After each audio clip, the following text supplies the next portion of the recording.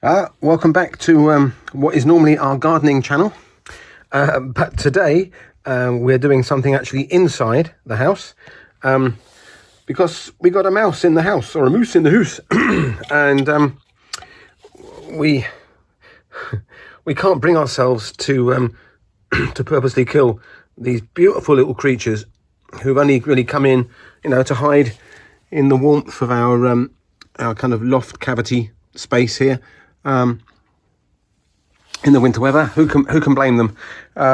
But we don't want their presence here, so we hunted high and low and eventually managed to find some humane mousetraps, and they're quite clever little things.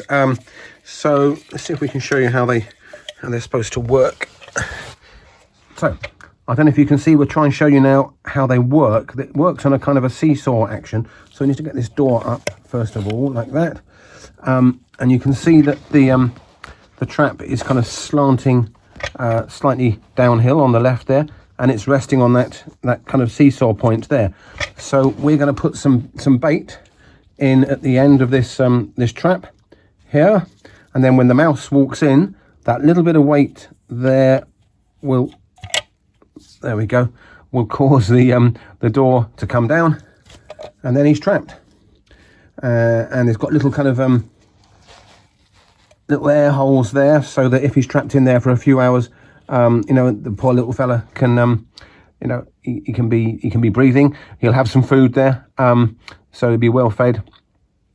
I think it's important to stress, we've done a little bit of research into this, is that some people have used humane traps and have kind of left them for a week or something, and the poor little mouse has died in the trap because they've left it for too long. So there's a commitment here. If you want to do a proper humane job, you need to check. Well, the packaging on this, the pack that we bought, suggested every 6 hours. So we'll be checking 2 or 3 times a day, at least, to make sure that if there is a mouse trapped in there, we can take him off.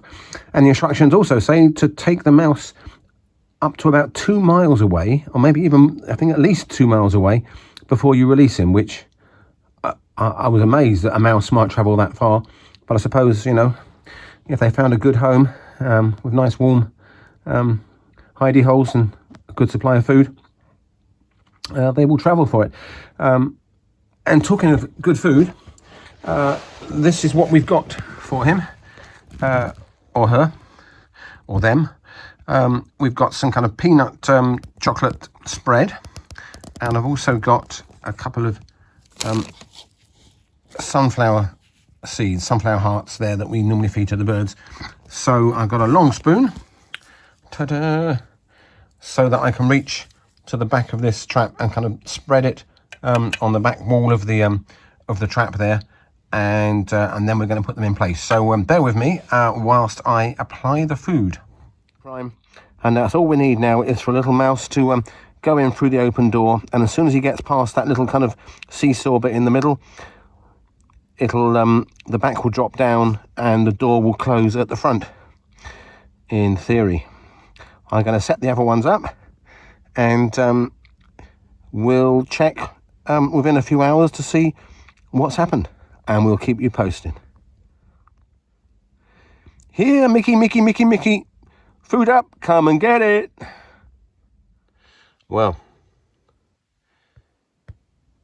after a few hours, well, overnight basically, we've had some action, and there seems to be 2 that are closed, 2 that are empty, and all the food has been eaten.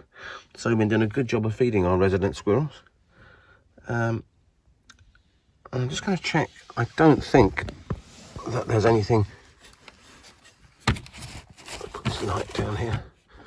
I don't think there's anything actually inside this one that's closed. Oh, you can see that they've actually been chewing around the trap. So it's definitely created some interest. It's just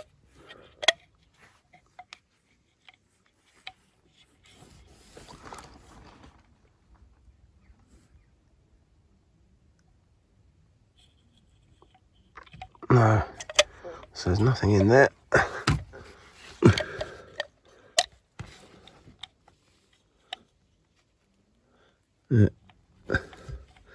And nothing in there apart from some food.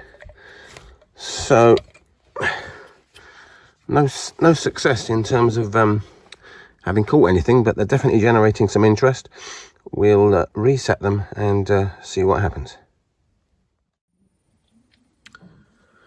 Well, we're a few weeks later now, and it is with huge regret I have to tell you that we had to resort to well, they would be described as not humane, but I do wonder. Let me just explain that we tried these, and you can see they got well and truly chewed, but we had no success in managing to trap any mice in there. I'm sure we did attract them in there, and they might have got temporarily trapped, and then maybe their mates came and helped them get out. I don't know, but we didn't succeed in trapping any, and we could see more damage being done in our loft area here. And of course we got cables and things, and we have heard of, you know, mice chewing through cables, and then, well, that would be a shocking experience for them. And so in it, we had to kind of look at these options here. Now, when we looked at the kind of traditional mouse traps, what I was really looking for was one, I'm going to be very careful here, with a big spring, because I just worked on the logic that the larger the spring, the swifter the demise would be. And we got, I'm going to carefully reach over here. So we got another one here, which I mean, works fine, but it's got a smaller spring on it, and what I didn't want was for any poor little mouse to be, you know, trapped and not killed instantly. We didn't want any suffering, so we had some of these, and then I found this one here with a larger spring, and wouldn't you know it, that this one seemed to be the one that they were attracted to, and we very quickly found that these traps had been used, and we had 4 dear little mice that we very sadly had to go and bury in the garden, and we've had nothing since. We've probably had about 10 days now of no more mice. So I take no pride and no joy in telling you that we have caught them, but that the humane trap didn't work for us. And we have heard since, you know, some people have said that actually they're less humane, because actually if the mouse does get trapped in there, he can get very stressed over the course of many hours if you don't go and find him quickly. So great idea, but practically we didn't find it so good. Not such a great idea, because we end up killing the mice, but it was very swift, as far as I could see, very effective. So I guess our result is it's 4-0 to the traditional mousetrap. I hope that helps, and good luck if you find yourself in this unfortunate situation as well. Let's be as kind as we can to our wildlife. We have developed out in our garden a little bit of a rough area, kind of lots of kind of leaf matter and kind of habitat where mice and some of their food, you know, can be found, and hopefully they can live peacefully and safely out there. Thank you. Hope this helps. Let us know your thoughts and comments by the comment section on the YouTube channel. Thank you. Bye.